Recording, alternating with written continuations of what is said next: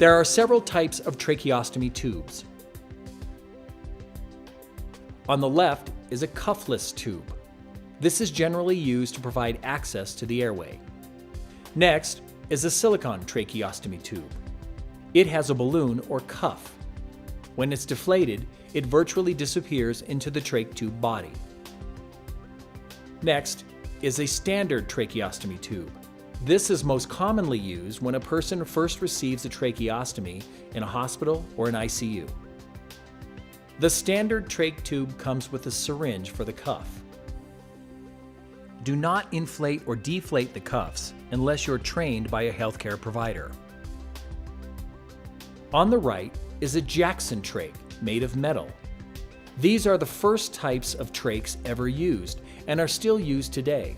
The Jackson trach is for patients with long-term tracheostomy needs, as they can be cleaned and used over again.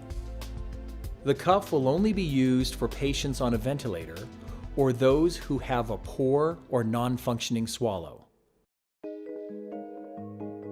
If you have a cuff or balloon, you'll need to test its integrity first. Load your syringe with air and attach it to the pilot balloon. Slowly inflate the balloon, making sure there are no ruptures or tears. Deflate the balloon before you disconnect the syringe. Never put a trach cap on a trach tube when the balloon or cuff is inflated.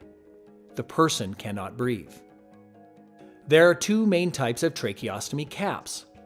One is a speaking valve, and the other is a decannulation cap, sometimes referred to as a red cap. A speaking valve is a one-way valve that opens when a person breathes in and closes when they breathe out. This forces the air over the vocal cords so a person can speak.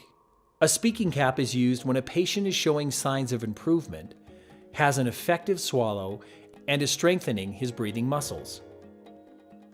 The other is a decannulation cap or red cap. This cap completely blocks the trach tube and forces the person to use their upper airway to breathe.